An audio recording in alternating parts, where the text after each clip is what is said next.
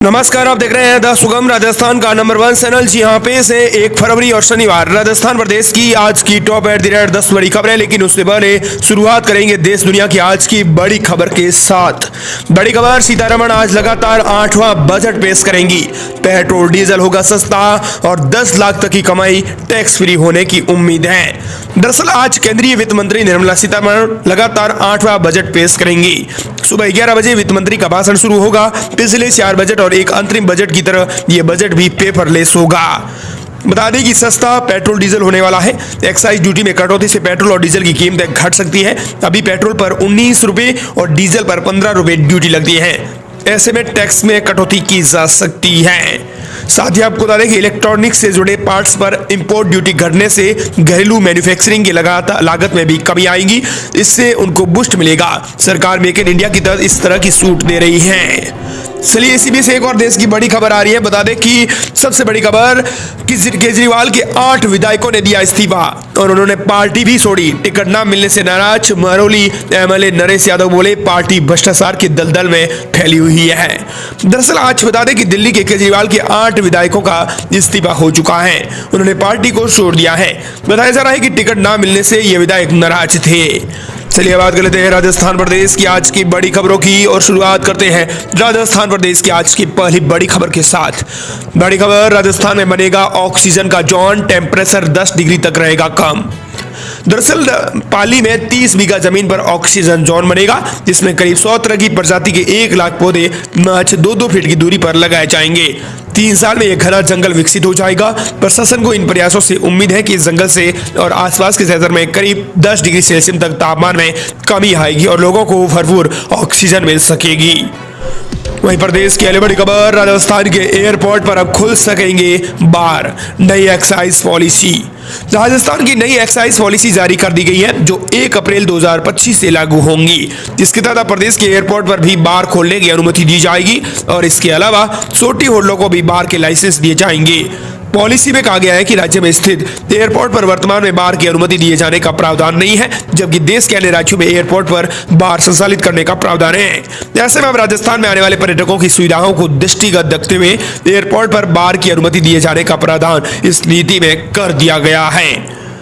अगली बड़ी खबर, राजस्थान में अगले सप्ताह बारिश का अलर्ट, जयपुर में पारा 28 डिग्री के पार पहुंचा।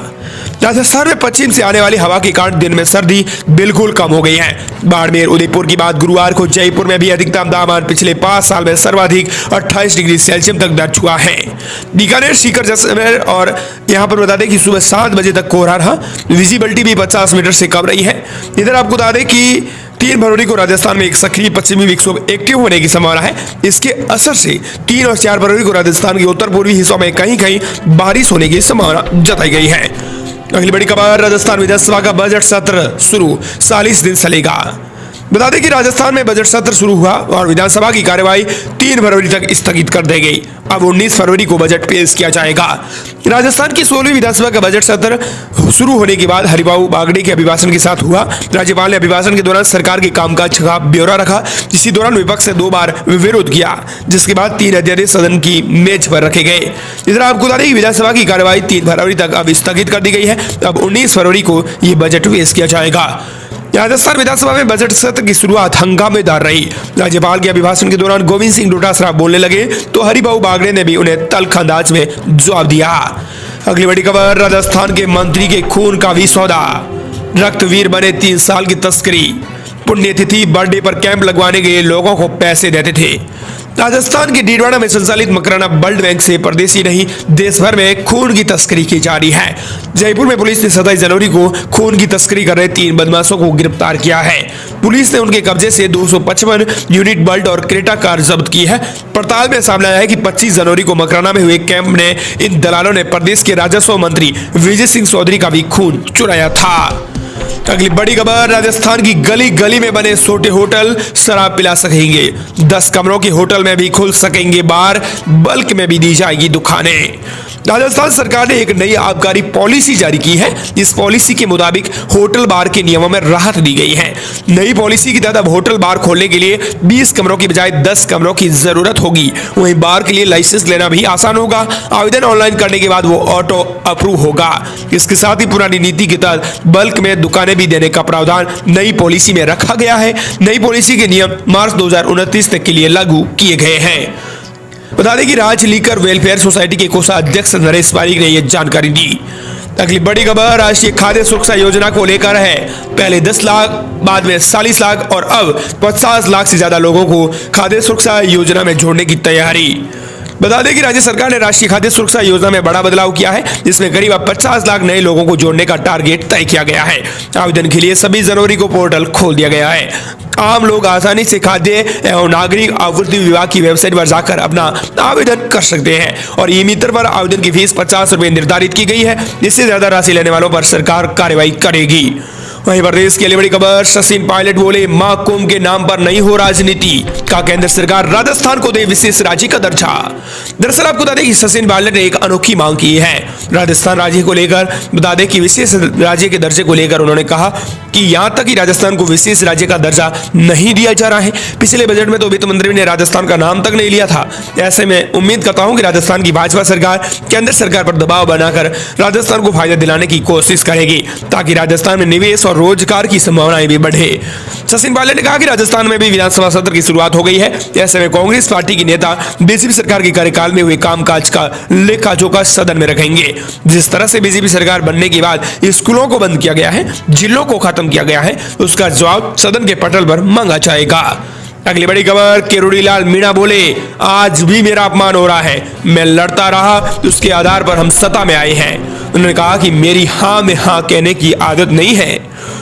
कृषि मंत्री किरोड़ीलाल मीणा ने अपनी ही सरकार को कटघरे में खड़ा कर दिया है। उन्होंने कहा कि कांग्रेस राज्य में मेरा अपमान हुआ, अब राजस्थान सरकार में भी मेरा अपमान किया जा रहा है। आज का समय मिलावट का है, हाँ में हाँ करते जाएंगे तो रिश्ते लंबे चलेंगे, यही होता है। हाजी के दरबार में जो हाजी नहीं करेगा वो मरेगा। मेरी कहने का मतलब आदत नहीं है, यह कहने का मतलब आदत में हाँ नहीं बढ़ सकता। मैं जो कहता हूं वो सच कहता हूं। इसके साथ ही किरोड़ीलाल मीणा ने दावा किया है कि 5 साल तक विपक्ष की भूमिका सिर्फ उन्होंने निभाई और उनके संघर्ष की वजह से भाजपा प्रदेश में सत्ता में आई। वे विधानसभा परिसर में मीडिया से बातचीत कर रहे थे। किरोड़ीलाल मीणा ने कहा कि कांग्रेस प्रदेशाध्यक्ष गोविंद सिंह डोटासरा की बातों में नहीं जाता, लेकिन भ्रष्टाचार के मामले हैं, ऐसे मामले जिनमें युवा आस लगाए बैठा है, उस पर कार्रवाई होनी चाहिए। इधर आपको बता दें कि किरोड़ीलाल मीणा की तेवर देखकर मंत्री ने कहा कि किरोड़ीलाल मीणा हमारी सरकार के वरिष्ठ मंत्री हैं, अगर उन्होंने कोई तथ्य रखा है तो जांच करके कार्रवाई करेंगे, उनकी बातों को गंभीरता से लिया जाएगा।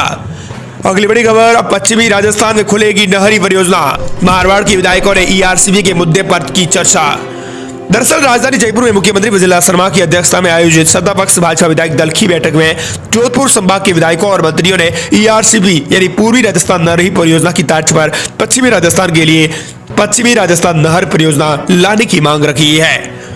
ओशिया विधायक भैराराम सियोल ने बताया कि मुख्यमंत्री ने सकारात्मक रुख अपनाते हुए WRPC के DPR बनाने का आश्वासन दिया है। अगली बड़ी खबर अब हर किसान को मिलेगी 11 अंकों की अनोखी आईडी, बनेगी विशिष्ट फार्मर, अब शिविर की करें तैयारी। मुख्यमंत्री विजयलाल शर्मा के नेतृत्व में प्रदेश में अब किसान को समृद्ध और खुशहाल किया जाएगा।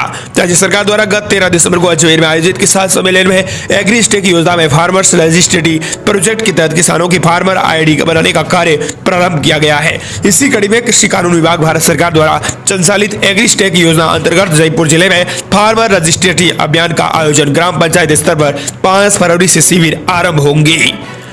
अगली बड़ी खबर बिजली बिल से मिलेगी राहत, अब राजस्थान सरकार ने उठाया बड़ा कदम। अब बिजली की बिल चिंता छोड़िए, क्योंकि सरकार लेकर आई है पीएम सूर्य घर निःशुल्क बिजली योजना। जिस योजना के तहत घरों की छतों पर रूफटॉप सोलर पैनल लगाए जाएंगे, जिससे लोग अपनी बिजली खुद पैदा कर सकेंगे। हाल ही में टाटा पावर, रिन्यूएबल और राज्य की तीनों डिस्कॉम्स के बीच एक MOU साइन हुआ है, जिससे योजना को तेजी मिलेगी। टाटा पावर वेंडर्स को ट्रेनिंग देने और जागरूकता बढ़ाने में सहयोग करेगा। बता दें कि पीएम सूर्यघर निःशुल्क बिजली योजना को बढ़ावा देने के लिए प्रदेश की तीनों विद्युत वितरण कंपनियों एवं टाटा पावर रिन्यूएबल एनर्जी के बीच एक विद्युत भवन में एमओयू हुआ है शुक्रवार को। इस संबंध में आपको बता दें कि अब जनता को बिजली बिल से राहत मिलने की पूरी संभावना है। अगली बड़ी खबर, रोडवेज प्रशासन जल्दी जारी करेगा टेंडर। रोडवेज की बस स्टैंड से ही चलेगी अब गांव की बसें, सभी तरह की छूट मिलेगी। राजस्थान रोडवेज प्रदेश में गांव ढाणियों तक बस संचालित करने की योजना बना रहा है, जिसके तहत 8 साल बाद एक बार फिर ग्रामीण परिवहन बस सेवा की बसें दौड़ती नजर आएंगी। सीएम विजय शर्मा की बजट घोषणा के तहत वित्त विभाग ने रोडवेज को इन बसों को रेवेन्यू शेयरिंग मॉडल पर चलाने के लिए मंजूरी दे दी है। वहीं प्रदेश की अगली बड़ी खबर, अपडेट बता दें कि राजस्थान प्रदेश में हुआ प्रशासनिक बड़ा फेरबदल। 53 IAS, 24 IPS और 34 IAFS अफसरों के हुए तबादले, कार्मिक विभाग ने जारी किया आदेश। और इस प्रकार ये थी राजस्थान प्रदेश की आज की बड़ी खबरें। मिलते हैं तमाम बड़ी खबरों के साथ।